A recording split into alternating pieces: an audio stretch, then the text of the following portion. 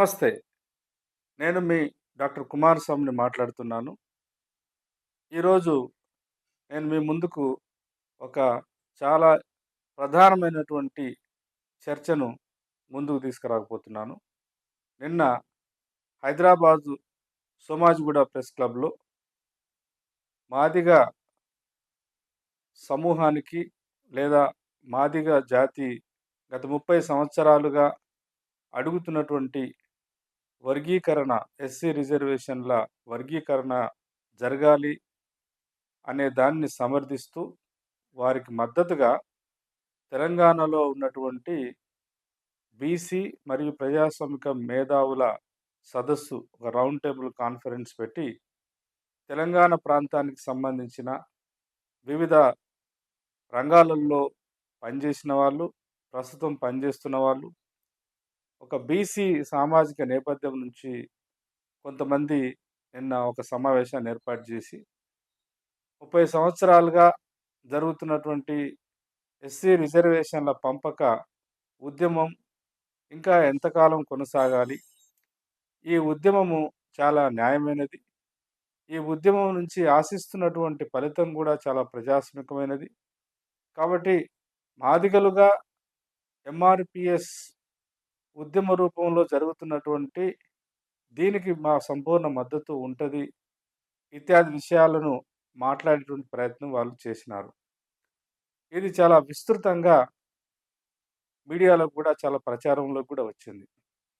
Press మీడియాలో కొంత పెద్దగా కవరేజ్ లేదు గానీ, ఈ సోషల్ మీడియా యొక్క పుణ్యమా అని చెప్పేసి దాదాపు నిన్న 2 గంటల నుంచి 3 గంటల వ్యవధిలో ఈ కార్యక్రమం జరిగినట్టు ఈ యూట్యూబ్ ఛానల్స్ ద్వారా చూస్తే మనకు అర్థమవుతుంది. ప్రధానంగా ఎంఆర్‌పీఎస్ ఉద్యమానికి మద్దతుగా నిర్వహించిన ఆ సభ డాక్టర్ పృథ్వీ గారి ఆధ్వర్యంలో జరిగింది. పృథ్వీ గారు నాకు గూడా ఒక 10 సంవత్సరాలుగా చాలా సుపరిచితుడు, శ్రేయోభిలాషి. మా మధ్య అన్నదమ్ముల అనుబంధం కూడా ఉంది. వారు వాస్తవానికి వరంగల్ వాస్తవ్యులు. హైదరాబాద్‌లోనే ఉంటున్నారు. నేను విద్యార్థిగా ఉన్నప్పుడు తెలంగాణ మలిదశ ఉద్యమం 2009 నుంచి జరిగిన ఉద్యమంలో కూడా మేము కలిసి సహచరులుగా కూడా పనిచేసినాం. వారి ఆధ్వర్యంలో ఈ సమావేశాన్ని నిర్వహించినట్టు మనకు ఈ వచ్చినటువంటి ప్రచార మాధ్యమాల ద్వారా తెలుస్తుంది. అయితే ఆ సమావేశంలో బీసీలు, బీసీ మేధావులు, ప్రజాస్వామికవాదుల సంఘీభావ సదస్సు లేదా వేదిక అని ఏదేదో టైటిల్ మీద ఆ కార్యక్రమం నిర్వహించారు. దాంట్లో కొంత ప్రాముఖ్యత కలిగినటువంటి నేపథ్యం ఉన్నవాళ్ళు గూడా పాల్గొన్నారు. ఉదాహరణకు ప్రొఫెసర్ తిరుమలి గారు, ఇనుగొండ తిరుమలి గారు. వారు ఢిల్లీ యూనివర్సిటీలో హిస్టరీ శాఖలో పనిచేసినారు. వారు ఈ మధ్య కాలంలో ఈ దేశంలో ఉన్నటువంటి అతి కొద్ది మంది సబాల్టర్న్ హిస్టోరియోగ్రఫీని తీసుకొచ్చినటువంటి దాంట్లో వాళ్ళు చాలా ప్రధానమైనటువంటి వాళ్ళు. 'అగనెస్ట్ దొర అండ్ నిజాం' అనేటువంటి పుస్తకాన్ని గూడా తీసుకొచ్చి తెలంగాణ సాయుధ రైతాంగ పోరాటానికి ఒక భిన్నమైనటువంటి నిర్వచనం ఇచ్చినటువంటి ఒక గొప్ప మేధావి. వారు పాల్గొన్నారు. ఆర్ట్స్ కాలేజ్ కేంద్రంగా జర్నలిజంలో దాదాపు ఒక 40, 50 సంవత్సరాలు సుదీర్ఘంగా పనిచేసిన ప్రొఫెసర్ పిఎల్వి గారు గూడా ఉన్నారు. అదే రకంగా కాకతీయ యూనివర్సిటీలో పబ్లిక్ అడ్మినిస్ట్రేషన్ డిపార్ట్మెంట్‌లో చాలా కాలం పనిచేసి, ఈ మధ్య కాలంలోనే రిటైర్డ్ అయినటువంటి ప్రొఫెసర్ మురళీ మనోహర్ గారు గూడా ఉన్నారు. వాస్తవానికి నేను విద్యార్థి దశ నుంచి వారిని దగ్గర నుంచి చూస్తున్నాను.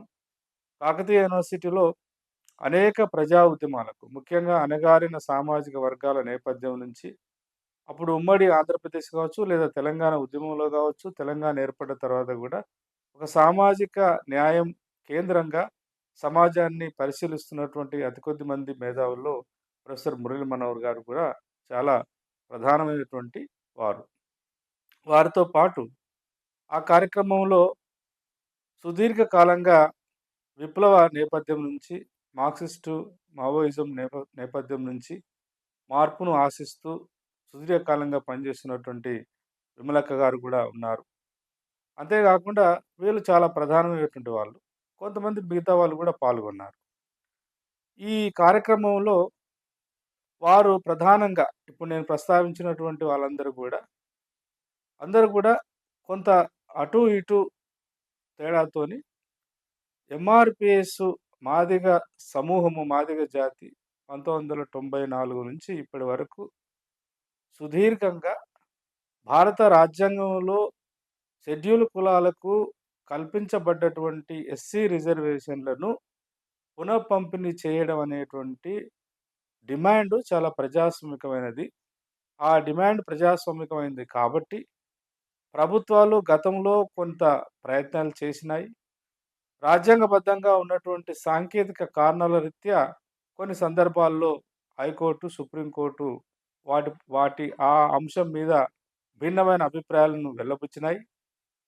చివరికి మొన్న ఆగస్టు 1వ తారీఖు నాడు 2024లో భారతదేశ అత్యున్నత న్యాయస్థానమైన సుప్రీంకోర్టు ఒక జడ్జిమెంట్ ఇచ్చింది. ఆ జడ్జిమెంట్ ప్రకారమైన ఇప్పటికైనా ఎస్సీలకు కేటాయించబడినటువంటి 15% రిజర్వేషన్‌లని ఎస్సీ జాబితాలో ఉన్నటువంటి షెడ్యూల్డ్ జాబితాలో ఉన్నటువంటి అన్ని సామాజిక వర్గాలకు వాళ్లకు న్యాయం జరిగే విధంగా పంపిణీ జరగాలి అనేటువంటి వాదనను వినిపించినట్టు మనకు అర్థమైతుంది. ఈ వీళ్ళందరితో పాటు ఈ సమావేశంలో విఠల్ గారు అంటే వారు నాకు కొంత పరిచయం ఉన్నటువంటి వాళ్ళే. తెలంగాణ మూవ్‌మెంట్‌లో 2009 అంతకంటే ముందు నుంచి గూడా అప్పుడప్పుడు అడపాదడపా ఉస్మానియా యూనివర్సిటీలో వాళ్ళు కనబడుతుండేవారు. ఉద్యమంలో కొంతకాలం క్రియాశీలకంగా పనిచేసిన మాట వాస్తవం. ఆ తర్వాత సడెన్‌గా మాయమైపోయినారు. సరే ఆ తర్వాత వారెక్కడికెళ్లారు ఏందనేది నాకు పెద్దగా సమాచారం లేదు. విఠల్ గారు ఈ మధ్య కాలంలో సోషల్ మీడియా వచ్చిన తర్వాత చాలా విస్తృతంగా రోజువారీ రాజకీయాల మీద, సామాజిక సమస్యల మీద వారి అభిప్రాయాన్ని రకరకాల సోషల్ మీడియా కేంద్రంగా వారి అభిప్రాయాలను కూడా వ్యక్తం చేస్తున్నారు. వారి అభిప్రాయాలతోని అందరి ఏకీభవించాలని ఏమి లేదు. అట్లాగే సమర్థించాలని ఏం లేదు. ఒక భారతీయ పౌరుడిగా భారత రాజ్యాంగం కల్పించినటువంటి భావ ప్రకటన స్వేచ్ఛను వారు కలిగి ఉన్నారు. వారి అభిప్రాయం వ్యక్తం చేస్తున్నారు. నిన్న జరిగినటువంటి ఈ సంఘీభావ బీసీ మరియు ప్రజాస్వామికవాదుల సంఘీభావ సదస్సులో విఠల్ గారు కూడా పాల్గొన్నారు. వారు పాల్గొని వారికి అవకాశం ఇచ్చినప్పుడు దాదాపు ఒక 10-15 నిమిషాలు మాట్లాడినట్టు మనకు అర్థమవుతుంది. వారు మాట్లాడినటువంటి వీడియోని చూస్తే. మిగతా వాళ్ళు విఠల్ వారు మాట్లాడినటువంటి సందర్భము, వారు ప్రస్తావించినటువంటి వాళ్ళు ప్రయోగించినటువంటి పదప్రయోగాల మీద ఇప్పటికే మాల సామాజిక వర్గం నుంచి బుద్ధిజీవులు, మేధావులు లేదా మాల జాతిని తను కించపరిచే విధంగా మాట్లాడాడని చెప్పేసి అనేక మంది రకరకాల పద్ధతిలో దాని మీద స్పందిస్తున్నారు. నేను వారు మాట్లాడిన దాని మీద కూడా ఈరోజు కొంత క్లారిటీ ఇవ్వదలుచుకున్నాను. ఓవరాల్‌గా ఇప్పుడు నేను ప్రస్తావించినటువంటి ప్రొఫెసర్ పిఎల్ విశ్వేశ్వరరావు గారు గాని, ఇనుకొండ తిరుమల గారు గాని, మురళీ మనోహర్ గారు గాని, ఈవెన్ ఆ మొత్తం కార్యక్రమానికి ఒక రకంగా ముందుండి నడిపించినటువంటి పృథ్వీ యాదవ్ గారు గాని, విఠల్ గారు గాని, ఇంకా చాలామంది విమలక్క లాంటి వాళ్ళు కూడా మాట్లాడినారు. నాకేమనిపించిందంటే ఓవరాల్‌గా అందరూ మాట్లాడిన దాంట్లో ఒక చిన్నపాటి మానవతావాద దృక్పథం. అయ్యో పాపం! అన్యాయం జరుగుతుంది గదా! మాదిగలకు. వాళ్ళకి న్యాయం జరగాలి గదా! అని ఒక ప్రారంభ దశలో ఉద్యమం నిర్మాణం అయినప్పుడు వచ్చిన అభిప్రాయాన్ని వ్యక్తం చేసిన పద్ధతిలోనే వ్యక్తం చేసుకుంటూ ఎళ్లారు తప్ప, సుప్రీం కోర్ట్ జడ్జిమెంట్ వచ్చిన సందర్భంగా ఇవాళ పంపకము ముఖ్యంగా సుప్రీం కోర్టు వచ్చిన జడ్జిమెంటు, ఆ తర్వాత వాళ్ళు తెలంగాణ రాష్ట్రానికి పరిమితమై మాట్లాడారా? లేదా మొత్తం దేశవ్యాప్తంగా ఈ సమస్యకు పరిష్కారాన్ని మార్గం వెతికే ఒక బ్రాడర్ పర్స్పెక్టివ్‌లో మాట్లాడారా? లేదా ఇటు తెలంగాణ మరియు ఆంధ్రప్రదేశ్‌ను 2 రాష్ట్రాలను పరిగణలోకి తీసుకొని వాళ్ళ వాదన వినిపించారా? అనేది గనుక కొంచెం సూక్ష్మమైన పరిశీలన చేస్తే, వాళ్ళు ఎక్కడుండి ఏ విషయాన్ని ఏ రకంగా ప్రస్తావించదలుచుకున్నారనేది ఒక స్పష్టమైనటువంటి క్లారిటీ ఇవ్వకుండా పోయారనేటువంటిది అర్థమైతుంది. సరే అది ఆ విషయం కాసేపు పక్కన పెడితే, ఇవాళ జడ్జిమెంట్ వచ్చినప్పటి నుండి జడ్జిమెంట్‌కు రాకముందుకు ఒక వాదన ఉంది. గౌరవ పెద్దలు మందకృష్ణ మాదిగన్న గారి ఆధ్వర్యంలో అనేక సందర్భాల్లో ఆ ఉద్యమాన్ని ఉధృతం చేసే క్రమంలో వారు అప్పటినుంచి ఇప్పటిదాకా ఒక ప్రధానమైనటువంటి వాదనను ముందుకు తీసుకొస్తున్నారు. వాదన ఏమిటంటే వర్గీకరణ జరగాలని మా వాదన. ఎస్సీలకు కేటాయించబడినటువంటి రిజర్వేషన్‌లను పంపిణీ చేసి వారి వాదన ఏందంటే బలంగా ఎస్సీ జాబితాలో పొందుపరచబడ్డటువంటి 59 సంఖ్యతో కూడుకున్న 59 సంఖ్యలో ఉంటారు. దాదాపు 75, 74, 76 కులాలున్నాయి అందులో. వీళ్ళందరికీ వాళ్ళ వాళ్ళ జనాభా దామాషా ప్రకారము కేటాయించబడినటువంటి అవకాశాలు పునఃపంపిణీ జరగాలి అని. అయితే ఈ పునఃపంపిణీ జరగడానికి ప్రధాన అడ్డంకిగా మాలలు, మాల సామాజిక వర్గం నుంచి ఎదిగొచ్చినటువంటి ఎంప్లాయీసు, రాజకీయ నాయకులు, బుద్ధిజీవులు వీళ్ళు అడ్డుపడుతున్నారనేది వారి యొక్క ప్రధానమైనటువంటి ఆరోపణ. ఆ ఆరోపణలో కొంత వాస్తవం ఉన్న మాట వాస్తవం. కానీ కొంతమందని ఒకసారి మొత్తం జాతినే ఒకే దగ్గర కూడగట్టి మొత్తం కట్టుకట్టేసి వాటిని అవమానాల పాలు చేస్తున్న సందర్భాలు గూడా ఈ మధ్య కాలంలో చాలా పెద్ద ఎత్తున జరుగుతుంది. సరే, ఒక ఉద్యమానికి నాయకత్వం వహించిన వాడు బాధితుడిగా నేను మాట్లాడుతున్నాను అని అన్నప్పుడు అక్కడక్కడ శృతిమించినటువంటి పదజాలం వాడినా కూడా నాలాంటి వాళ్ళం అర్థం చేసుకోగలుగుతాం. కానీ సంఘీభావంగా వచ్చినటువంటి ఈ మేధావులు రాజ్యాంగం యొక్క మౌలిక స్వరూపానికి భిన్నంగా మాలలు ఉంటున్నారనేటువంటి వాదనను ఏ ప్రాతిపదిక మీద వాళ్ళు ఆ ఆర్గ్యుమెంట్‌ని తీసుకొచ్చారు? వాళ్ళు ఏ ఆర్గ్యుమెంట్‌ను ఏ రకంగా దేని ఆధారంగా చేస్తున్నారనేది ఎక్కడ గూడా అంటే ఒక భారత రాజ్యాంగం పిఎల్ విశ్వేశ్వరరావు గారు మాత్రము భారత రాజ్యాంగం యొక్క పీఠికలో ఉన్నటువంటి విషయాలను ప్రస్తావించారు తప్ప, దాని కొనసాగింపుగా భారత రాజ్యాంగం యొక్క మౌలిక స్వరూపానికి ప్రామాణికంగా ఉన్నటువంటి పీఠికలో చేర్చబడినటువంటి అనేక అంశాల కేంద్రంగా గానీ, లేదా ఎస్సీలకు ప్రాణప్రదంగా వాళ్ళ అస్తిత్వంతో ముడిపడి ఉన్నటువంటి ఆర్టికల్ 341 విషయం కానీ, షెడ్యూల్ కులాల యొక్క అస్తిత్వానికి మరొక ఒక పెద్ద ఇరుసులాగా ఉన్నటువంటి అంశమైన ఆర్టికల్ 17 విషయంలో గానీ, లేదా మొన్న సుప్రీం కోర్టు మొత్తం జడ్జిమెంటు తిరిగినటువంటి ఆర్టికల్ 15 క్లాజ్ 4, 16 క్లాజ్ 4 విషయంలో గానీ, ఏ రకమైనటువంటి ప్రస్తావన, ఏ రకమైనటువంటి రాజ్యాంగపరమైన లేదా సైద్ధాంతికపరమైనటువంటి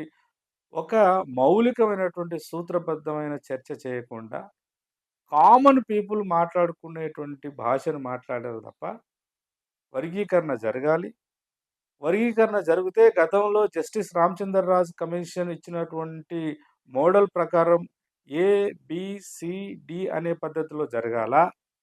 ఒకవేళ ఆ ఫార్ములాను గనుక తెలంగాణకు అప్లై చేస్తే, తెలంగాణలో ఉన్నటువంటి ప్రత్యేక పరిస్థితుల రీత్యా ప్రత్యేక పరిస్థితులంటే తెలంగాణలో ఉన్నటువంటి ఎస్సీ జాబితాలో ఉన్నటువంటి కులాల యొక్క వాళ్ళ యొక్క జనసంఖ్య రీత్యా కావచ్చు, లేదా భౌగోళికంగా ఈ తెలంగాణ ప్రాంతంలో అటు ఉత్తర తెలంగాణ, ఇటు దక్షిణ తెలంగాణ ఈ ప్రాంతాలలో కులాల యొక్క విస్తీర్ణము, కులాలకు సంబంధించినటువంటి సామాజిక, ఆర్థిక, రాజకీయ, సాంస్కృతిక నేపథ్యము, దాని కేంద్రంగా గత కొంతకాలంగా జరుగుతున్న వారి జీవన విధానము, వాటి కేంద్రంగా దీన్ని చూసినప్పుడు గతంలో ఇవ్వబడ్డటువంటి లేదా సూచించబడినటువంటి ఏబీసీడీలనేది ఇక్కడ వర్తిస్తదా? లేదా? ఒకవేళ వర్తిస్తే దాంట్లో ఎంతవరకు న్యాయం ఉంది? న్యాయసమ్మతంగా ఉంది? ఒకవేళ వర్తించకపోతే ఏదైనా ఒక ప్రత్యామ్నాయ ప్రణాళికను లేదా ప్రత్యామ్నాయ మోడల్‌ని వాళ్ళేమన్నా సజెస్ట్ చేస్తారా అని నాలాంటి వాళ్ళం ఆశిస్తున్నాం. కానీ ఇవన్నీ నేను మాట్లాడినటువంటి ఈ ప్రస్తావన ఎక్కడ లేకుండా ఒక సగటు అవగాహన లేనటువంటి మనుషులు మాట్లాడే పద్ధతిలోనే వాళ్ళు మాట్లాడినట్టు మనకు ఆ వీడియోల ద్వారా గమనించవచ్చు. వీళ్ళది కాస్త అర్థం చేసుకోవచ్చు. సరే, అక్కడ మాదిగలు భారతదేశ కుల వ్యవస్థలో భాగంగా బ్రాహ్మణులు, క్షత్రియులు, వైశ్యులు, శూద్రులతో పోల్చుకుంటే ఈవెన్ దళితులలో కూడా ఉన్నటువంటి 59 కులాలల్ల మాలలతో పోల్చుకుంటే సామాజికంగా మాలల తర్వాత కొంత కింది స్థాయిలో ఉండి బాధితులుగా ఎక్కువ కాలం బాధపడ్డటువంటి సమూహంకి సంబంధించినటువంటి మీటింగు.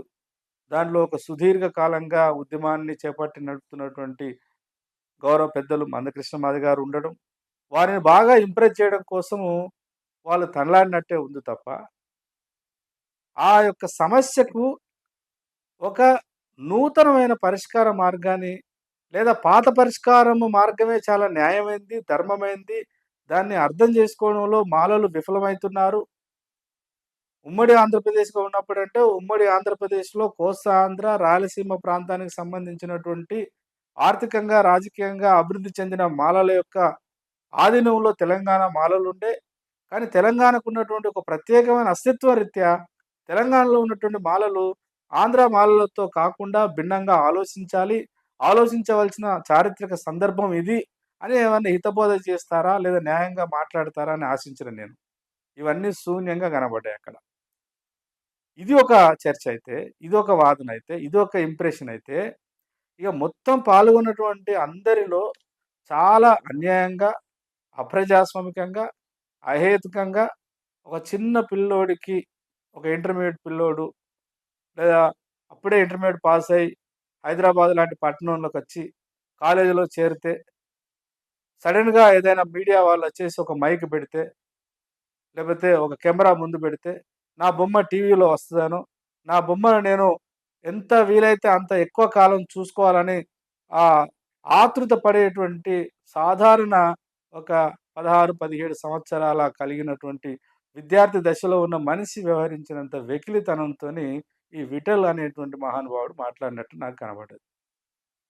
వారు మొత్తము ప్రారంభం దశలో మాట్లాడినటువంటి 4 ప్రధానమైనటువంటి స్టేట్మెంట్స్ అందరూ గూడా ఖండించదగ్గటువంటియి. యెస్.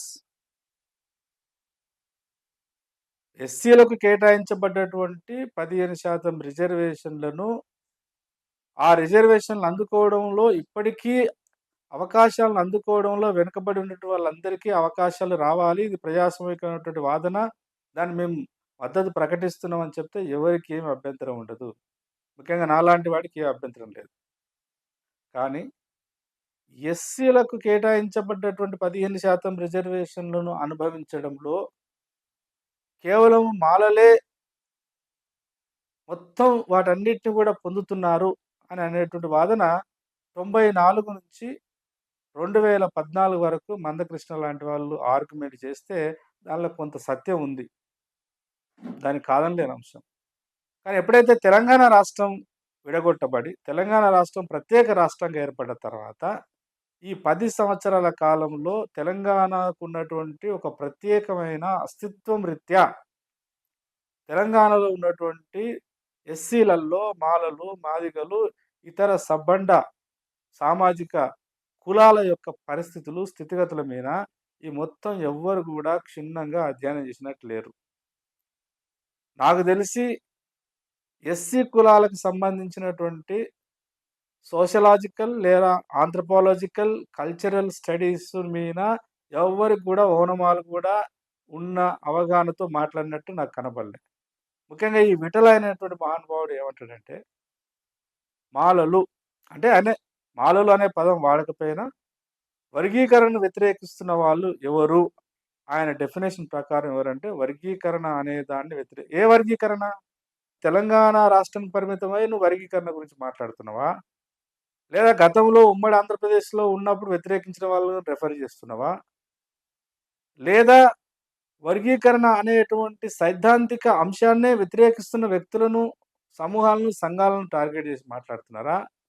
వర్గీకరణ వ్యతిరేకించే వాళ్ళు అనేటువంటి ఒక స్పష్టమైనటువంటి క్లారిటీ లేకుండా ఒక సమూహాన్ని టార్గెట్ చేసి మాట్లాడినట్టే ఉంది మీ మాటలు. ఏమన్నారు మీరు? ఇక్కడున్నది క్లియర్‌గా. వర్గీకరణ వ్యతిరేకించే వాళ్ళు ఎవరు అనంటే, విఠల్ గారి ప్రకారము సామాజిక తెలంగాణ ద్రోహులు. సామాజిక తెలంగాణ ద్రోహులట వీళ్ళు. సామాజిక తెలంగాణ ద్రోహులు అంటే మరి దాన్ని మీరు వివరించలే. సామాజిక తెలంగాణ అంటే ఏమిటి? బహుశా మీ మాటలలో నాకు అక్కడక్కడ కొంత క్లారిటీ లేకపోయినా నాకు అర్థమైందంటే సామాజిక తెలంగాణ అంటే ఒక నిర్దిష్ట భూభాగంగా గుర్తించబడిన ఈ తెలంగాణలో ఉండేటువంటి ప్రజలు, ఆ నిర్దిష్ట భూభాగంలో ఉండేటువంటి సహజ వనరులను లేదా ఆ నిర్దిష్ట భూభాగాన్ని పరిపాలిస్తున్న రాజ్యం కల్పించేటువంటి సంక్షేమ పథకాలలో అక్కడ నివసించే ప్రజలందరూ వాళ్ళకు న్యాయంగా రావాల్సినటువంటి వాటాను పొందడము సామాజిక తెలంగాణ అని మీరనుకుంటే, ఇక్కడ మొత్తము తెలంగాణలో ఉన్నటువంటి సబ్బండి కులాలకు సంబంధించిన హక్కులు మరి మాలలు ఎక్కడైనా దోసుకు తిన్నారా? మాలలు అన్యాయంగా ఎక్కడైనా ఎవరి దాడులు చేస్తున్నారా? మాలల చేతిలో ఎన్ని వేల, ఎన్ని లక్షల ఎకరాల భూములున్నాయి? మాలలుగా ఉన్నటువంటి జాతి ఆధీనంలో ఎన్ని ప్రభుత్వ సంస్థలున్నాయి? ఎన్ని ప్రైవేట్ సంస్థలొచ్చినాయి? స్థిరాస్తులు ఎంత ఉంది? చరాచర ఆస్తులు ఏమన్నా ఉన్నాయా? విద్యా, ఉద్యోగ రంగంలో ఉమ్మడి ఆంధ్రప్రదేశ్‌గా ఉన్నప్పుడు గాని, తెలంగాణ ఏర్పడ్డ తర్వాత గాని, ఈ మాల సామాజిక వర్గం యొక్క జనాభా ఎంత? దానికి న్యాయంగా రావాల్సినటువంటి వాటా వచ్చిందా? వస్తే మీరేమన్నా స్టడీ చేసినారా? పోనీ జస్టిస్ రామచంద్రరాజు కమిషన్ రిపోర్ట్ ప్రకారము ఉమ్మడి తెలంగాణలో, ఉమ్మడి ఆంధ్రప్రదేశ్‌లో భాగంగా ఉన్న తెలంగాణలో మాలల యొక్క వాళ్ళ యొక్క పర్సెంటేజ్ ఎంతుంది? తెలంగాణ ప్రత్యేక రాష్ట్రంగా ఏర్పడిన తర్వాత ఈ 11 సంవత్సరాలుగా జరిగినటువంటి సంక్షేమ పథకాలలో భాగంగా అది ఎస్సీ కార్పొరేషన్ నుంచి పొందినటువంటి ఫలితాలు కావచ్చు, లేదా దళిత బంధు రూపంలో వచ్చినటువంటి సంక్షేమ పథకం కావచ్చు, సబ్‌ప్లాన్‌లో భాగంగా వచ్చినటువంటి పథకాలలో వచ్చినటువంటి లబ్ధి విషయంలో కావచ్చు, దళితులకు 3 ఎకరాల భూమి అనే పథకాన్ని ఇంప్లిమెంట్ చేసిన దగ్గర కావచ్చు, జిల్లాల వారీగా భారత రాజ్యాంగంలో ఉన్నటువంటి ఆర్టికల్ 371 ప్రకారము కల్పించబడ్డటువంటి గ్రూప్ 4 నుంచి గ్రూప్ 1 ఎంప్లాయ్‌మెంట్ విషయంలో కావచ్చు, ఎక్కడైనా మాలలు వాళ్ళ సంఖ్యకు మించి ఒక 5%, 10% లేకపోతే 20% తీసుకున్నట్టు మీ దగ్గర ఏమన్నా లెక్కలున్నాయా? సామాజిక తెలంగాణ ద్రోహులు అనేటువంటి ఈ యొక్క వాక్యాన్ని నువ్వు ప్రయోగించే ముందుకు అది చాలా పెద్ద ఆరోపణ. నువ్వు ఎవరి మీద ఆరోపణ చేస్తున్నావు విఠల్ భాయ్?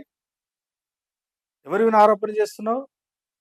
సామాజికంగా, ఆర్థికంగా, రాజకీయంగా నీ నేపథ్యం కంటే పై స్థాయిలో ఉన్న వాళ్ళ గురించి నువ్వు ప్రస్తావిస్తున్నావా?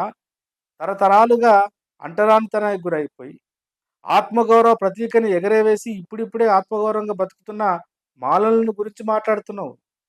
నువ్వు ఎవరి గురించి మాట్లాడుతున్నావో తెలుసుకొని, ఒక విఘ్నుడిగా నీ మాట విధానం గూడా అంతే ప్రజాస్వామికంగా ఉండాలె. అలా గాకుండా మైక్ ఉంది గదా! కెమెరా ఉంది గదా! అని చెప్పేసి ఎట్లా పడితే అట్లా మాట్లాడితే, నువ్వు సభ్య సమాజంలో సామాజిక నేరం చేసిన వాడిగా నిలబడుతున్నావు. జాగ్రత్త. ఇంకొక పదం మీరేమన్నారు? వర్గీకరణ వ్యతిరేకించేటువంటి వాళ్ళు ఎవరు అంటే, సామాజిక న్యాయాన్ని దోసుక తినే స్మగ్లర్స్.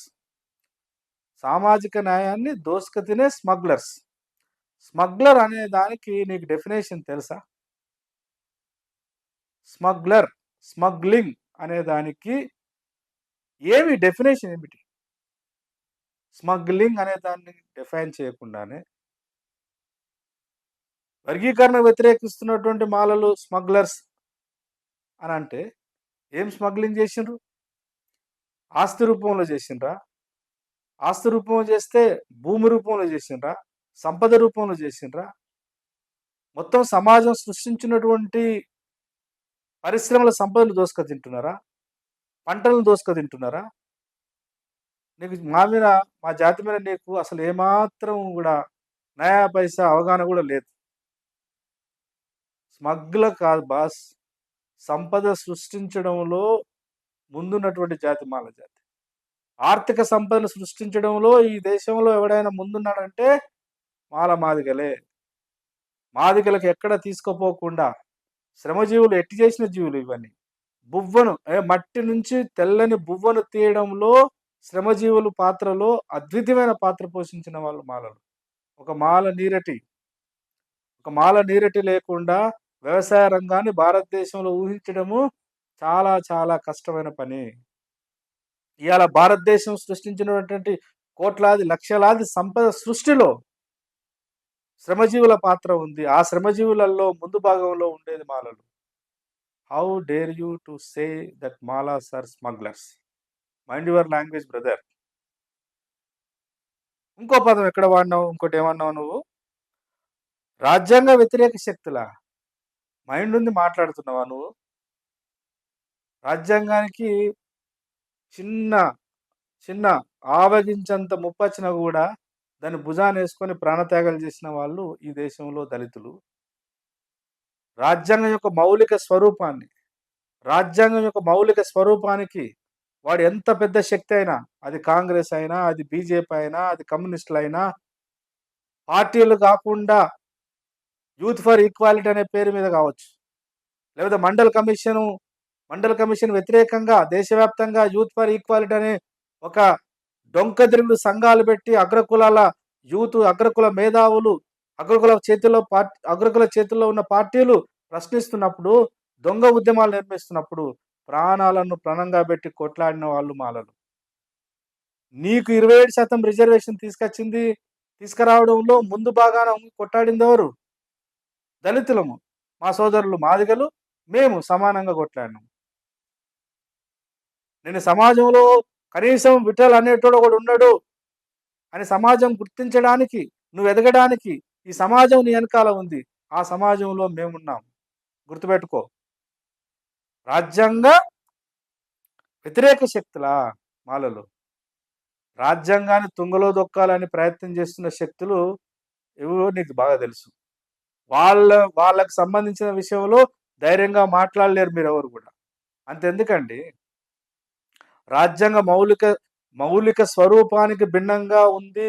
సుప్రీంకోర్టు ఇచ్చిన తీర్పులో కొంత మంచి, కొంత చెడు ఉంది. ఆ మంచిని స్వాగతిస్తున్నామని చెప్తున్నాం. ఆ మంచి ఏమిటంటే, నువ్వు చదివినవలేదు, నేను చెప్తే నేను 560 పేజీల పైన ఉంది ఆ తీర్పు. నీకు దమ్ము ఉంటే, ధైర్యం ఉంటే రేపటి నుంచైనా చదువుదాన్ని, చదివి కొంచెం అర్థం చేసుకో. ఏముంది ఆ తీర్పులో? భారతదేశంలో ప్రతి పౌరుడికి పౌరసత్వం అనేది, పౌరసత్వం అంటేనే ఆ దేశానికి సంబంధించిన, ఆ దేశం యొక్క మట్టితో సంబంధం ఎక్కడ వస్తుంది తెలుసా? పౌరుడికి పౌరసత్వంతో వస్తుంది. ఈ దేశంలో షెడ్యూల్ కులాల యొక్క పౌరసత్వాన్ని నిర్దేశించిన, గుర్తించిన 2 ప్రధానమైనటువంటి ప్రతిపాదికలు ఉన్నాయి భారత రాజ్యాంగంలో. ఒకటి ఆర్టికల్ 17, ఇంకొకటి ఆర్టికల్ 341. ఆర్టికల్ 341 లేకుండా భారతదేశంలో ఉండేటువంటి కోట్లాది మంది దళితుల యొక్క పౌరసత్వానికి గుర్తింపే లేదు. మొన్న వచ్చిన ఆగస్టు 1 తారీఖు నాడు 2024లో వచ్చినటువంటి తీర్పులో ఆ మౌలికమైన అంశాన్ని పూర్తిగా పక్కన పెట్టింది సుప్రీంకోర్టు జడ్జిమెంట్. అది చాలా ప్రమాదకరం అని అంటున్నాం. ఆర్టికల్ 340 ప్రకారం కనుక ఉషా మేరన్ కమిషన్ రిపోర్ట్ చదివినవా నువ్వు విఠల్ భాయ్? ఉషా మేరన్ కమిషన్ రిపోర్ట్ చదివినవా? చదువు జరా దయచేసి. ఆమె ప్రతిపాదించినటువంటి అనేక విషయాలు ప్రస్తావించింది. పెద్దలు కృష్ణన్న లాంటి వాళ్ళు కూడా ఆయనకి ఎన్నిసార్లు చెప్పారు, చాలాసార్లు మాట్లాడి ఇప్పుడు ఆయన గురించి. ఆయనకు అవసరమైన వరకే పీక్తారు అల్లకెళ్ళి. అది కాదన్న, దయచేసి సమగ్రంగా చర్చించాల. ఉషా మేరన్ కమిషను రిపోర్ట్లో చాలా స్పష్టంగా ఆమె చెప్పింది ఏంటంటే, ఆర్టికల్ 341 ప్రకారము ఈ వర్గీకరణకు శాస్త్రీయమైన పరిష్కార మార్గాన్ని ఎతకాలే అని సుప్రీంకోర్టు 2004లో జడ్జిమెంట్ ఇచ్చింది. ఆ జడ్జిమెంట్ ఇవ్వడానికి ఆధారభూతంగా ఉన్నటువంటి ఆర్టికల్ 341 అనేది దళిత జాతికి ఒక గుండెకాయ లాంటిది. దాన్ని సవరించండి అని అన్నదాన్ని. ఆమె సూచించిన అనేక విషయాలు ప్రస్తావించారు వారు. విద్యా ఉద్యోగ రంగాలలో కావచ్చు, రాజకీయ ప్రాతినిధ్యంలో కావచ్చు, తెలంగాణ ప్రాంతంలో కొంతమేరకు మాదిగలు, ఆంధ్ర ప్రాంతంలో మాలలు అభివృద్ధి చెందడంలో ముందు భాగంలో ఉన్నారని చెప్పింది ఆమె. ఈ విషయాన్ని వాళ్ళు ప్రస్తావించారు. సరే, వాళ్ళు ప్రస్తావించకపోవడానికి అర్థం ఉంది. నువ్వు చదివితే కదా, నువ్వు చదివితే దాని మీద ఒక సరైన విశ్లేషణ చేయగలుగుతావు. నువ్వు చదవలే. ఆమె స్పష్టంగా ఏమన్నదనంటే, ఈ వర్గీకరణ అనేది ఒక ప్రజాస్వామికమైనటువంటి డిమాండు. వర్గీకరణ అంటే ఏమిటి? నువ్వే అన్నావు గదా! నువ్వు మాట్లాడుతూ మొట్టమొదట ప్రారంభం చేసినప్పుడు ఏమన్నావు నువ్వు? మా తాతకి ముగ్గురు కొడుకులుంటే, 30 ఎకరాలుంటే, మా నాన్న, మా పెద్దనాన్న, మా చిన్నాన్నలు 10, 10 ఎకరాలు పంచుకోవాలి. అది చాలా సహజ న్యాయ సూత్రం అన్నావు. అదే వర్గీకరణ అంటే అదే. మాలాంటి వాళ్ళం కూడా మా జాతిలో భిన్నమైన అభిప్రాయాలు ఉన్నప్పటికీ, మేము దాన్ని అది సరైనదని సమర్థిస్తూ వస్తున్నాం. మరి ఆమె ఏమన్నదనంటే, ఆర్టికల్ 341 క్లాజ్ 1, క్లాజ్ 2 ప్రకారము గుర్తించడము, గుర్తించబడిన వాటిని తొలగించే అధికారము ఇప్పటివరకు క్లాజ్ 1, క్లాజ్ 2 ప్రకారం ఉంది. అయితే వాళ్ళ వాళ్ళ గుర్తింపనేది ఒక పౌరసత్వానికి సంబంధించిన గుర్తింపు. ఆ గుర్తింపుకు సంబంధించి ఒక క్లాజ్‌ని గనుక చేర్చి, పార్లమెంట్ ద్వారా ఒక చట్టం చేసి, అవసరం అనుకుంటే మొత్తం దేశంలో ఉన్నటువంటి దళిత కులాల్లో ఈ వైవిధ్యం అన్ని రాష్ట్రాలలో ఉంది కాబట్టి, రాజకీయ ప్రయోజనాల దృష్టికి పోకుండా, సామాజిక న్యాయ కేంద్రంగా దీన్ని వర్గీకరించేటువంటి ఒక బహుళార్థక ప్రణాళికను రచించేటువంటి అవకాశం కేంద్ర ప్రభుత్వం తీసుకోవచ్చు అన్నది. లేదా ఆర్టికల్ 341ను సవరించి, క్లాజ్ 3ని చేర్చి, ఇప్పుడు సుప్రీం కోర్ట్ ఇచ్చినటువంటి జడ్జిమెంట్‌కి అనుగుణంగా గూడా పార్లమెంట్ చేయవచ్చు గదా! సుప్రీం కోర్ట్ జడ్జిమెంట్‌లో మాకున్న అభ్యంతరం అదే. ఓ గుండెకాయ లాంటి 341 ఆర్టికల్‌ని అధికరణను ప్రస్తావించకుండా, ఆర్టికల్ 15, 16 ప్రకారము వర్గీకరణ రాష్ట్రాలు చేసుకోవచ్చు అనేటువంటి అభిప్రాయంలోనే రాజకీయం ఉందనేది మా విశ్వాసం, మా నమ్మకం. మాకు భయం గూడా ఉంది. ఈ విషయంలో చాలా విస్తృతమైన చర్చ చేస్తున్నాం. దాన్ని అంగీకరించడానికి లేదా దాని మీద చర్చ పెట్టడానికి కూడా ధైర్యం లేదు మేధావులకు. సరే వాళ్ళకంటే లేదు, వాళ్ళు ఒక ఆతృతలో ఉన్నారు. 30 సంవత్సరాలుగా వాళ్ళు నమ్ముతున్న విశ్వాసాల మీద వాళ్ళు నిలబడి మాట్లాడుతున్నారు. వాళ్ళని అర్థం చేసుకోగలుగుతాం. నీకేం అధికారం ఉంది? ఏం అధ్యయనం చేసినని మాట్లాడుతున్నావు సోదరా? ఆర్టికల్ 341 చదివావా నువ్వు? సుప్రీం కోర్ట్ జడ్జిమెంట్‌లో ఆ ప్రస్తావన ఎందుకు రాలేదు? దాని వెనకాల రాజకీయాలున్నాయి. మరి వాటి గురించి మాట్లాడరా? బాబాసాహెబ్ అంబేద్కరు భారత రాజ్యాంగ రచన జరుగుతున్నప్పుడు, ముసాయిదా నిర్మాణం చేస్తున్నప్పుడు ఆర్టికల్ 300 ఏ, 300 బి అనే ప్రస్తావన 1949 సెప్టెంబర్ 15 నాడు చర్చ జరిగింది. అందులో ఏమని ప్రస్తావించారు? ఆయన భయపడ్డటువంటి భయం ఏమిటి? 70, 80 సంవత్సరాల తర్వాత ఆ భయాన్ని నిజం చేయబోతుంది కేంద్ర ప్రభుత్వం. ఇవాళ బీజేపీ అధికారంలో ఉండవచ్చు, రేపు కాంగ్రెస్ రావచ్చు. 2 ఒకటే. కొంచెం అటు ఇటు తేడాతోనున్నారు. ఈ దేశంలో ఉన్నటువంటి దళితులు, ఆదివాసుల విషయంలో, దళితుల విషయంలో, అణగారిన ప్రజల విషయంలో సమానత్వాన్ని వాళ్ళు మనసా, వాచ వాళ్ళు వెల్కమ్ చేయరు. ఎంత వీలైతే అంత వీళ్ళ మధ్యలో ఉన్నటువంటి హెటెరోజీనియస్‌ని వాడుకొని గొడవలు పెట్టించి, వీళ్ళని ఒక శక్తిగా ఎదగకుండా కాపాడుకుంటారు వాళ్ళు. అందులో నువ్వు భాగమా? కాబట్టి రాజ్యాంగ వ్యతిరేక శక్తులు అనేటువంటి పదం వాడుతున్నప్పుడు నువ్వు ఎంత జాగ్రత్తగా వాడాలి? దళితేతర మేధావులుగా దయచేసి సంధి చేయండి. సమిధ వేయకూడదు. నిప్పు మీద ఉప్పేస్తే ఏమైతది బ్రదర్? చిట్లి మీద పడుతుందది. మీరేమనుకుంటారంటే మేము పెద్ద ప్రజాస్వామికవాదులం అనే పోజులు కొడుతూ, మీరు చేస్తున్నటువంటి పనేంటి తెలుసా? సరైన అధ్యయనం లేదు. సరైనటువంటి దాని మీద ప్రపంచవ్యాప్తంగా ఇట్లాంటి సమస్యలేమైనా ఉన్నాయా? వాటిని ఎట్లా పరిష్కరించారు? పరిష్కరించుకునేటువంటి ప్రయత్నం ఎట్లా చేస్తున్నారు? ఏమైనా అధ్యయనాలున్నాయా మీ దగ్గర? తెల్లారి లేస్తే ఆంధ్రజ్యోతో, ఈనాడో లేకపోతే హిందూ పేపర్ చదివి, ఒక మ్యానుఫ్యాక్చర్డ్ న్యూస్‌ను మీరు చదివి దాన్ని మళ్ళీ వామిటింగ్ చేస్తున్నారు. మళ్ళీ అదే విషయాన్ని ప్రస్తావిస్తున్నారు. There is nothing a serious study. అందుకని ఇట్లా పిచ్చి పిచ్చి మాటలు మాట్లాడుతున్నారు. ఇంకో పెద్ద అభ్యంతరకరమైన విషయం నువ్వు ప్రస్తావించింది ఏంటి తెలుసా? మాలలు ప్రజాస్వామిక వ్యతిరేక మాఫియా. మాఫియా అనే పదం ఎంత అభ్యంతరకరమైనది. మాఫియా అంటే అర్థం ఏంటి? స్మగ్లర్‌లు అంటే అర్థం తెలుసా నీకు? ఆ అర్థం తెలవదు. మాఫియా అనే పదం వాడినావు. మాఫియా అంటే ఏం చేశారు? అన్యాయంగా, అక్రమంగా వచ్చేసి దాడులు చేస్తున్నారా? దాడులు చేసి సంపదను దోసుకు తింటున్నారా? పంటలను దోసుకు తింటున్నారా? ఆస్తులనేమన్నా అక్రమంగా ఆక్రమించినారా?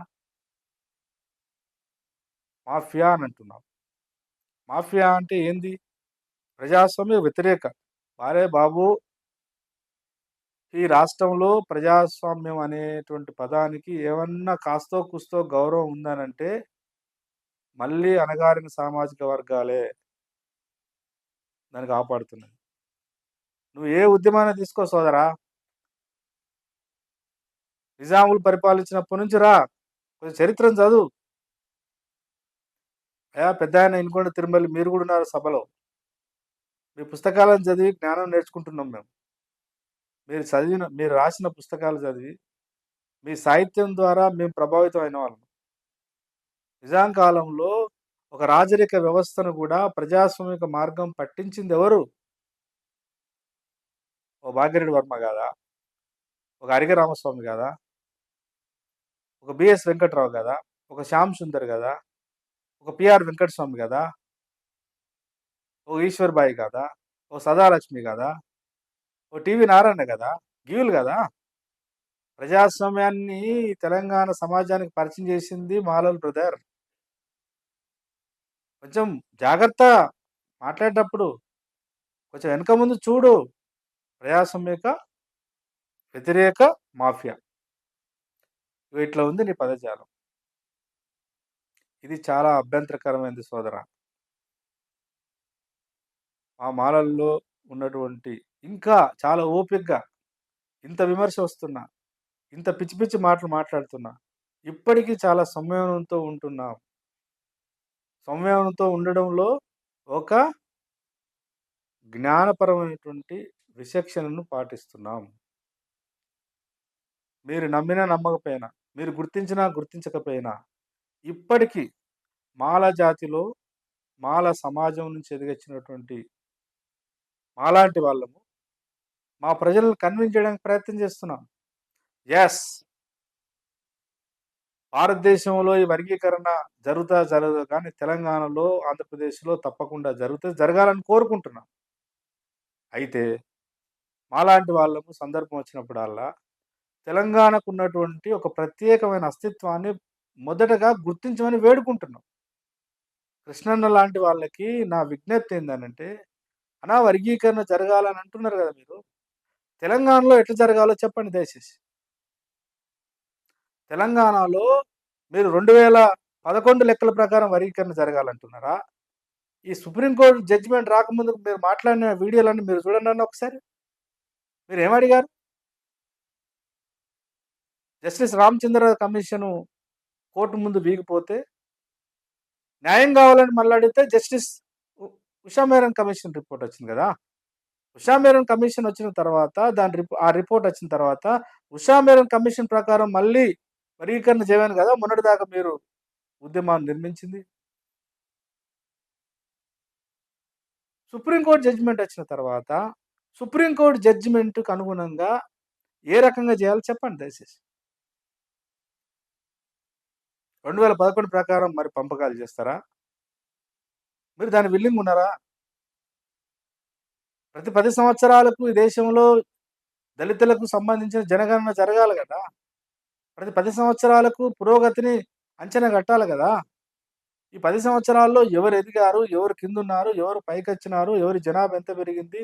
ఎవరు సామాజికంగా, ఆర్థికంగా ఏ సమూహాలు ఎదిగినాయి? దాని శాతం ఎంత? లెక్కలు తీస్తే కదా అన్న తెలిసేది. మరెందుకు కేంద్ర ప్రభుత్వాన్ని అడుగుతలేరు మీరు? వర్గీకరణకు మనసా, వాచా, కర్మణ త్రికరణ శుద్ధితోని వర్గీకరణకు మేము కట్టుబడి ఉన్నామని గౌరవ ప్రధానమంత్రి మోడీ గారు అంటున్నారు, అన్నారు. మరిక జనగణన చేయించవచ్చు గదా! మరెందుకు చేస్తలేరు వాళ్ళు? 2011 ప్రకారం గనక చేస్తే మీరు, మేము బాగానే ఉంటాం. అటు మాదిగలకు ఎంతో కొంత లాభం జరుగుతది. ఇటు మాలలకు కూడా కొంత నష్టం జరిగినా లాభం జరుగుతది. మధ్యలో ఎవరికి నష్టం జరుగుతదంటే, ఈ మాల, మాదిగలు కాకుండా ఉన్నటువంటి జనాభా సంఖ్య తక్కువ ఉన్న కులాలకు అన్యాయం జరుగుతది. మరి మనం అన్యాయం చేసుకుంటూ పోదామా? మేమేమో మా ప్రతిపాదన పెడుతున్నాం. వర్గీకరణ జరగాలి. వర్గీకరణ శాస్త్రీయంగా జరగాలంటున్నాం. మేమే గాదు, మీరు బాగా ప్రచారం చేస్తున్న సుప్రీం కోర్ట్ తీర్పులో గూడా దాని కేంద్రంగా పోదాం. ఏమన్నారు? జనాభా కాదు ఇక్కడ ప్రాతిపదిక. న్యాయంగా అయితే జనాభా కాదు, ఈక్విటీ, సమానత్వాన్ని సాధించడానికి అసమానమైనటువంటి పద్ధతులను అనుసరించి సమానత్వం వైపు ప్రయాణం చేయాలని చెప్తది ఈక్విటీ అనే సూత్రం. మొన్న ప్రస్తావించిన జస్టిస్ చంద్రచూడ్ గారు ప్రస్తావించిన జడ్జిమెంట్‌లో గూడా అడిక్వసీ, ఇనడిక్వసీ, రిప్రజెంటేషన్ ఆఫ్ అడిక్వసీ, ఇనడిక్వసీ అనే పదాన్ని వాడినారు వాళ్ళు. అంటే ఏమిటి? ప్రభుత్వాలు కల్పిస్తున్నటువంటి విద్యా, ఉద్యోగ రంగాల్లో గావచ్చు, సంక్షేమ పథకాల్లో గావచ్చు, ఈ 59 సంఖ్యలుగా ఉన్నటువంటి 74, 76 కులాలు, వాళ్ళ యొక్క సామాజిక స్థితి ఏమిటి? వాళ్ళ ఆర్థిక స్థితి ఏమిటి? వాళ్ళ ప్రాతినిధ్య స్థితి ఏమిటి? లెక్కలు కట్టమని అన్నది. లెక్కలను తీయడం కోసమే గదా డాక్టర్ షమీమ్ అఖ్తర్ కమిషన్ ఏసింది. వాళ్ళు పని జేస్తున్నారు గదా! ఆ లెక్కలు రానియండి కాస్త. వచ్చిన తర్వాత మరి ఇప్పుడు విఠల్ లాంటి మహానుభావుడు మరి ఎక్కడ నిలబడి మాట్లాడతాడు. మళ్ళీ ముక్కు మీద, నోరు మీద చేసుకొని, నోరు మీద కాలు నేలేసుకొని మళ్ళీ నాది తప్పైందని చెప్తావా బ్రదర్? కాలము సత్యమే మాట్లాడుతదే. లెక్కలొస్తే ఆగండి. మేము స్పష్టంగా ఒక డిమాండ్ పెట్టగలుగుతున్నాం ఈ సమాజం ముందు. దళితేతర మేధావులారా, తెలంగాణ రాష్ట్రానికి సంబంధించి తెలంగాణ రాష్ట్రం ఏర్పడిన తర్వాత సంపద పంపిణీలో ఎవరెక్కడ ఉన్నారో తేలాలని మేము కోరుకుంటున్నాం. మాది తప్పా చెప్పండి. మాలో అడుగుతున్నదేంటిది? ఒక రాష్ట్రంగా ఏర్పడిన తర్వాత ఈ రాష్ట్రంలో సాధించిన పురోగతిలో లేకపోతే తిరోగమనమో, పురోగమనమో జరిగితే మొత్తం 59 కులాలు, 70 కులాలు ఎక్కడున్నాయో తేలాలి గదా! సుప్రీం కోర్టు ఇచ్చినటువంటి జడ్జిమెంట్‌కి అనుగుణంగానే రేపు వర్గీకరణ జరగాలి. యెస్. మాకు ఒకే ఒక అభ్యంతరం ఉంది ఆ జడ్జిమెంట్ మీద. ఆర్టికల్ 341 కనుమరుగు చేసింది ఆ జడ్జిమెంటు. దానిలో రాజకీయ కుట్ర ఉందని అంటూనే సూత్రబద్ధంగా వర్గీకరణకు సమర్థిస్తున్నామని మొన్ననే ఒక 15 రోజుల క్రితమే ఒక దాదాపు 120 మంది చదువుకొని ఎదిగొచ్చి వివిధ స్థాయిలలో స్థిరపడ్డ వాళ్ళం అందరం కలిసి ఒక రిప్రజెంటేషన్ ఇచ్చినాం. దానికి మేము కట్టుబడి ఉన్నాం. ఇంత స్పష్టంగా ఉంది. నేను కాదనట్లేదు. ఈ సమూహంలోనే, ఈ మాలల్లోనే కొంతమంది రాజకీయ నాయకులు లేదంటే వర్గీకరణ విషయంలో ఒక గట్టి వాదన చేస్తున్నారు. మేము దానికి వ్యతిరేకం అంటున్నారు. వాళ్ళు వ్యతిరేకం అంటున్నారు గానీ, ఏ ప్రాతిపదిక మీద వ్యతిరేకం అంటున్నారో చెప్పలేకపోతున్నారు. లక్షల మందిని కూడగట్టినంత మాత్రాన నిజం అబద్ధం కాదు, అబద్ధం నిజం కాదు. సత్యం సత్యమే. విఠల్ గారు మాట్లాడినటువంటి పద్ధతి అది ఖచ్చితంగా అభ్యంతరకరమైనటువంటిది. నేను మీకు ఒక సలహా చేయదలుచుకున్నాను. మాట్లాడండి, తప్పేం లేదు. బుద్ధిజీవులుగా, ఆలోచనాపరులుగా సమాజంలో ఒక న్యాయమైనటువంటి ప్రతిపాదన వస్తున్నప్పుడు మనం మాట్లాడాలి, స్పందించాలి. బట్ మన స్పందన, మన మాట విధానము అన్యాయంగా ఉన్నవాడు లేదా అన్యాయాన్ని సమర్థిస్తున్నవాడు గూడా, వాడు గూడా ఆలోచించి నీ వైపు వచ్చే విధంగా మాట్లాడు. సంధి చెయ్యి. ఒక డిప్లొమసీ చెయ్యి. మూర్ఖంగా మాట్లాడొద్దు. నువ్వు సంధి జేయడం కోసం వచ్చినావా? లేకపోతే విభజన పెంచడం కోసం వచ్చినావా? ఆల్రెడీ విభజన పెరిగి పెద్దదైపోయి అగాధంలాగా మొత్తం గ్రామాల దాకా చివరికి దాకా ఎళ్ళిపోయిందది. దాన్ని పూడ్చడం ఎట్లా అనేది భవిష్యత్ తరం ఆలోచిస్తుంది. ఇట్లాంటి సందర్భంలో ఈ పిచ్చి పిచ్చి మాటలు మాట్లాడడం అనేది మేము సహించదలుచుకోలేదు. పృథ్వన్న ఉన్నాడు. దానికి నాయకత్వం వహించినాడు. దాని అధ్యక్షులుగా ఉన్నారు. మరి మీకేమైందన్న? కొద్దిగా చదువుకున్నోడివి నువ్వు. కొద్దిగా సామాజిక స్పృహ ఉన్నవాడివి. రాజకీయ చైతన్యం ఉన్నవాడివి. సంఘీభావం పెట్టడం తప్పు కాదు. ఎస్ఆర్ శంకరన్ గారు రాసినటువంటి అభిప్రాయాన్ని చూసినారా? ఆయన దాదాపు ఒక 15 సంవత్సరాల క్రితమే వార్తాపత్రికలో 3 రోజులు కంటిన్యూగా తన అభిప్రాయాన్ని రాసినాడు. అది చదవండి దయచేసి ఒకసారి. బాలగోపాల్ సాహిత్యాన్ని చదవండి. ప్రొఫెసర్ కంచాయలే గారు ఇప్పుడు ఏం మాట్లాడుతుండో వినండి జరా. మేము బీసీ మేధావులం అని అంటున్నారు కదా మీరు. ఐలయ్య సార్ కంటే మీరు బాగా పెద్ద మేధావులా? ఎలా జరగాలి? జరగకుండా ఎట్లా అంటే శాశ్వత పరిష్కారం వైపు కాకుండా ఇది ఎటుపోతుందని ఆయన లాంటి వాళ్ళు ఒక సంశయాన్ని వ్యక్తం చేస్తున్నారు. అని ఆయన వర్గీకరణ వ్యతిరేకమా? ఒక ప్రత్యామ్నాయ మాట మాట్లాడితే నువ్వు ద్రోహివి, నువ్వు మాదిగ ద్రోహివి, లేకపోతే వర్గీకరణ వ్యతిరేకివి అని ముద్ర వేసేటువంటి ప్రమాదము ఎంతవరకు అది ఆహ్వానించక పరిణామం. మా మాదిగ సోదరులు మాట్లాడుతున్నారంటే మేము అర్థం చేసుకుంటాం. ఆవేదనల నుంచి మాట్లాడుతున్నారు. పర్వాలేదులే మా సోదరులే గదా! తర్వాత తర్వాత రియలైజ్ అయితారని మేము అనుకుంటున్నాం. నువ్వు అట్లా మాట్లాడితే ఎట్లా? మీరు గూడా అట్లా మాట్లాడితే ఎట్లా? విమలక్క ఆమంటే నాకు చాలా గౌరవం. ఎక్కడ తొడగొట్టాలో కొట్టకుండా, ఇక్కడ మీరే ఇట్లా గొడవలు పెట్టుకొని తొడగొట్టుకుంటే ఎట్లా? ఎవరు కొట్టారక్క తొడలు? మరి మీ విఘ్నతకు వదిలేస్తున్నా నేను. ఇంక మీ విషయంలో నేను ఇంకా ఎక్కువ మాట్లాడితే మాట్లాడదలుచుకోలేదు. ఎందుకంటే మీరంటే మాకు గౌరవం ఉంది బాగా.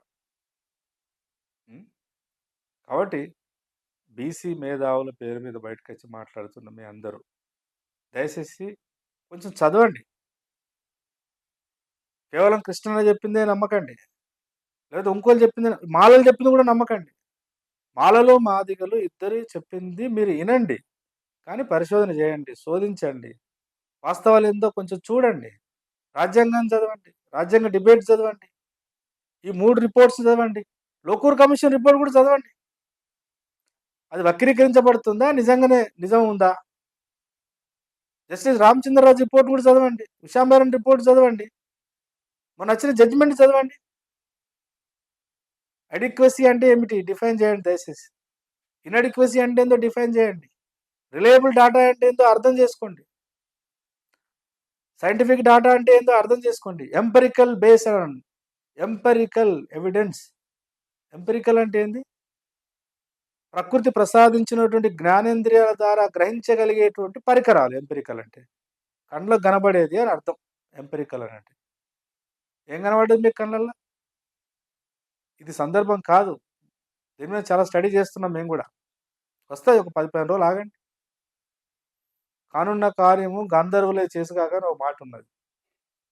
ప్రభుత్వమే బయటపెట్టాలని కోరుతున్నాం. మేము ప్రభుత్వాన్ని కూడా డిమాండ్ చేస్తున్నాం. జస్టిస్ డాక్టర్ సమీమ్ అఖ్తర్ గారికి వారు సేకరిస్తున్న సమాచారాన్ని కూడా మొత్తం శ్వేతపత్రం విడుదల చేయాలి. అప్పుడే ప్రక్రియకు ముందుకు పోవాలి. ఏ రంగం ప్రభుత్వ రంగాలుగా గుర్తించబడ్డ అన్ని డిపార్ట్‌మెంట్‌లకు సంబంధించిన మొత్తం డాటా తీయాల. పబ్లిక్ డొమైన్‌లో పెట్టాలది. వ్యవసాయ రంగం కావచ్చు, రవాణా రంగం కావచ్చు, వైద్య రంగం కావచ్చు, విద్యా రంగం కావచ్చు, అర్బన్ సెక్టార్ కావచ్చు, రూరల్ సెక్టార్ కావచ్చు. ఏ సెక్టార్ వదిలిపెట్టకండి దయచేసి. తీయండి 10, 15 సంవత్సరాల్లో జరిగినటువంటి పురోగతి ఏమిటి? ఎవరెక్కడున్నారో తీయండి. తీసి పంచండి. అలా ఎవ్వరున్నా సుప్రీం కోర్ట్ జడ్జిమెంట్ ప్రకారము పాటిద్దాం. అటు మాలలు, మాదిగలు వర్గీకరణను సమర్థించే వాళ్ళము. మనం అన్నదమ్ముల్లాగా ఆవేశాలకు పోవద్దని ప్రార్థిస్తున్నా. కూర్చొని మాట్లాడుకుంటే పరిష్కారం అయితది.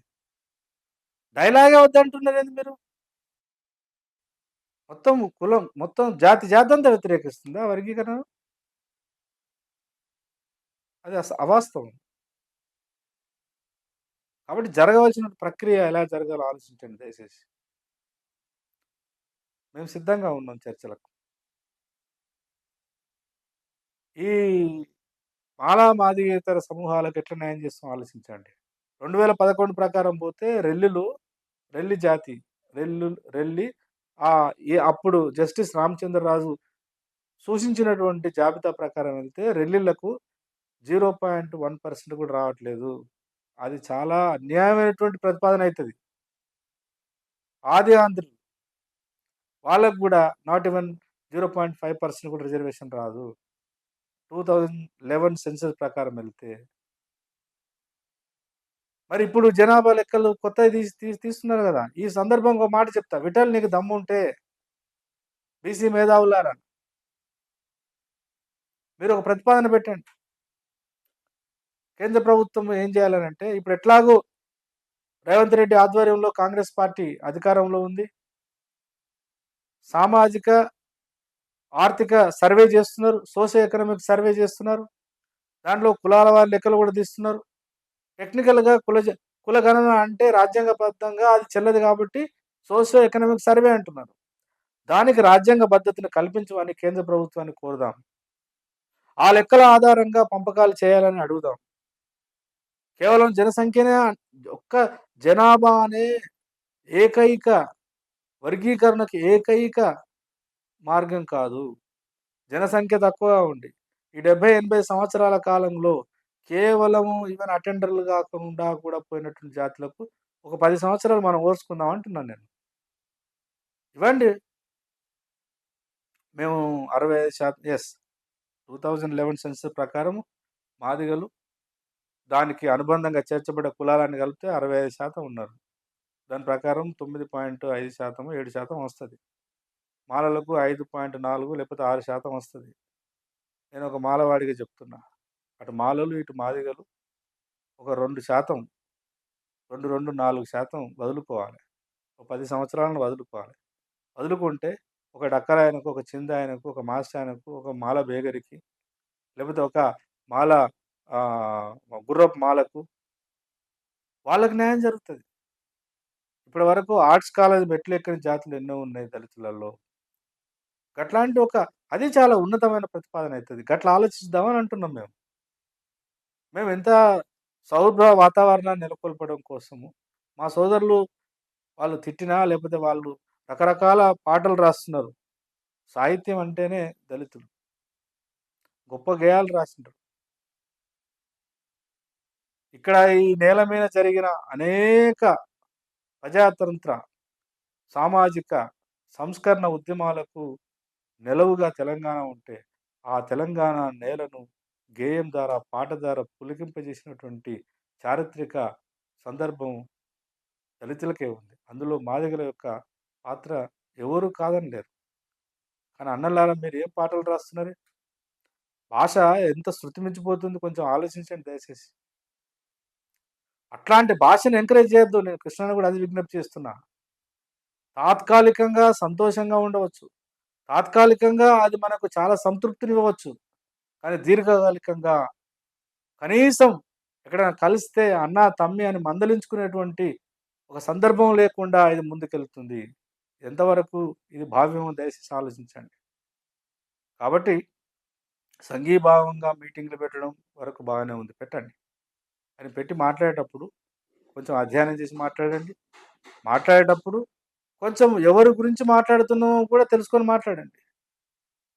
విఠల్ గారు మాట్లాడితే ఇంకా సందిట్లో సదేమయ్యేలాగా మొత్తం అందరిని మునుపెట్టి చదువుతున్నాడు పేర్లు. కొప్పుల రాజు గారి గురించి ప్రస్తావించినారు. కొప్పుల రాజు గారు చేసినటువంటి ఒక ఐఏఎస్ అధికారిగా ఉండి, దేశవ్యాప్తంగా దళితులకు ఆయన చేస్తున్నటువంటి మేలు నీకేం తెలుసా? అంటే రాజకీయాలంటూ ఒక బూరద గుంట. రాజకీయాల్లో ఉన్నోళ్ళందరూ దొంగలు, లంగలు లేకపోతే లంగలు, లఫంగులు. వాళ్ళు ప్రజా వ్యతిరేకులు అనేటువంటి ఒక తుచ్చమైన అభిప్రాయంతో ఉన్నట్టున్నావు నువ్వు. రాజకీయం అంటే మిత్రమా ఒక సేయింగ్ ఉంది. ఒక పొలిటికల్ సైన్స్ విద్యార్థిగా నీకు చెప్తున్నా జర నేర్చుకో. State has come into existence for the sake of life and it will continue to exist for the sake of good life. రాజ్యం అనే భావన మానవ జీవిత మనుగడలోకి ఎందుకొచ్చిందనంటే, మనిషికి ప్రాణాన్ని రక్షించడం కోసం వచ్చింది. ప్రాణాన్ని రక్షించడమే కాదు, మనుషుల ప్రాణాన్ని రక్షిస్తూ, మనిషిని మానవీయంగా తయారు చేయడం కోసం ఎప్పుడు రాజ్యం మనుగడలో ఉంటది. అట్లాంటి ప్రయత్నాలు చేయడంలో మనుషులున్నారు. ఇంకా అట్లాంటి ఆలోచనలు ఉన్నవాళ్ళు ఉన్నారు గాబట్టే కాస్తో కూస్తో ఈ దేశంలో ప్రజాస్వామ్యం పరిడి వెళుతుంది. ఎవరికి అన్యాయం చేసిండండి కొప్పుల రాజు? నీకేమైనా అన్యాయం చేసిండా? అంటే మాలలుగా పుట్టినోడు అసలు రాజకీయాల్లో ఉండకూడదా? ఏ పార్టీలో ఉండకూడదా? ఖర్గే, ఖర్గేని ప్రశ్నిస్తావు. కొప్పుల రాజుని ఇంకా నీకు మల్లేపల్లి లక్ష్మి నీ ఫ్రెండా? ప్రొఫెసర్ గంటా చక్రపాణి సారు నీ స్నేహితుడు. నువ్వు వాళ్ళని ప్రశ్నిస్తావు. అంటే వాళ్ళు వర్గీకరణ వ్యతిరేకంగా ఉన్నట్టే ఎక్కడైనా రాసినారా? ఒక అక్షరం రాసినారా? వర్గీకరణ మేము వ్యతిరేకిస్తున్నామని ఎక్కడైనా రాసినారా? మాట్లాడినారా? అంటే నువ్వెప్పుడు మాట్లాడమంటే అప్పుడు నీ ఎమ్మటి రావాలనా? వేరే పని లేదా వాళ్ళకు? మీరు ఎగురమంటే ఎగరాలే, దునుకమంటే దునకాలే, కూర్చోమంటే కూర్చోవాలి, లెమ్మంటే లేవన్నా మిస్టర్ విఠల్? ఏ ఆధారంతోని అంటున్నావు బ్రదర్? ఆరోపణ చేస్తున్నప్పుడు ఒక ఎంపిరికల్ ఎవిడెన్స్ ఉండాలి గదా! సుప్రీం కోర్ట్ జడ్జిమెంట్ వచ్చిన నాట్ ఈవెన్ 1 వీక్ లోపే సుప్రీం కోర్ట్‌ని క్షుణ్ణంగా అధ్యయనం చేసి దానిలో ఏది అభ్యంతరకరము, ఏది ఆమోదకరము, దేని ప్రకారం దీనిలో ఉన్నటువంటి రాజకీయాలేందని బహుశా ఈ తెలుగు నేల మీద దాన్ని విస్తృతంగా చదివి, అధ్యయనం చేసి ఒక రిపోర్ట్ రాసింది వాళ్ళిద్దరే. నీకు నచ్చవచ్చు, నచ్చకపోవచ్చు. నాకు తెలిసి అసలు ఆ రిపోర్ట్ కూడా నువ్వు చదివుండవు. ఏ అవగాహన లేకుండా, ఏం జేస్తున్నారో అధ్యయనం జేయకుండా, ఏదైనా ఎవిడెన్స్ బేస్‌తోని మాట్లాడు. హర్షిస్తాం. సమాధానం జెప్పాలే. నీకు జెప్పాలనా సమాధానం? సమాజానికి ఎప్పుడో చెప్పారు. మాల సామాజిక వర్గాన్ని గూడా వాళ్ళు సమయంలో ఉండాలని కోరుతున్నారు. నీకేం తెలుసా? నీ గురించి ఇంతసేపు మాట్లాడడం గూడా సమయం వృధా. కానీ తప్పనిసరి పరిస్థితి. ఒక క్లారిటీ ఇవ్వాలి. సమాజానికి ఒక క్లారిటీ ఇవ్వాలనే ఈ వీడియోలో ఇంతసేపు నేను మాట్లాడుతున్నా. నీ గురించి అంత మాట్లాడవలసినటువంటి సందర్భం కాదు గానీ, నువ్వు అనివార్యతను సృష్టించినవు. అయినప్పటికీ మాట్లాడవలసిన సందర్భాన్ని మాట్లాడుతూ చిట్ట చివరిగా మాదిగ సోదరులకు, మాదిగ మేధావులకు, మాదిగ గాయకులకు, మాదిగ జాతిని ఒక తాటి మీద తీసుకొస్తున్నటువంటి పెద్దలు మందకృష్ణన్న గారికి చేతులెత్తి వినమ్రంగా కోరుకుంటున్నా. అగాధాన్ని పూడ్చడం కోసం ప్రయత్నం చేద్దామన్నా. అంతే తప్ప అగాధాన్ని పెంచొద్దు. పరిష్కార మార్గం కావాలని మాలాంటి వాళ్ళం మనస్ఫూర్తిగా కోరుకుంటున్నాం. మనుషులను నమ్మండి దయచేసి కొంచెం. మాల కులంలో పుడితే వ్యతిరేక, నాణ్యత లేని అభిప్రాయంతో ఉండొద్దు. నేనొక మాట చెప్పదలుచుకున్నా ఈ సందర్భంగా. రాజకీయ పార్టీలు ఎలా ఉంటాయో ఏమో తెలవదు. సమాజం ఎట్లా ఇయ్యాల నీకు మద్దతిచ్చిన వాడు రేపు నీతో ఉంటాడో లేదో తెలవదన్నా. కానీ కలకాలం కలిసి ఉండవలసింది మనమే. ఒక రక్తపు బిడ్డలం. బాధితులం.